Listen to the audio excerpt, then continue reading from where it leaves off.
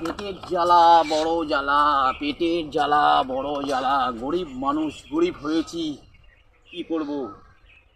পরিষ্কার পরিচ্ছন্নতা করি এবং আমার কিছু পেটও ভরে।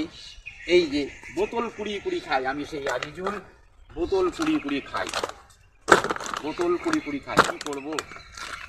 বোতল কুড়িয়ে কুড়িয়ে খাই, এইভাবে সংসার চলে। অভাবের সংসার, গরিব মানুষ, কিছু করার নেই।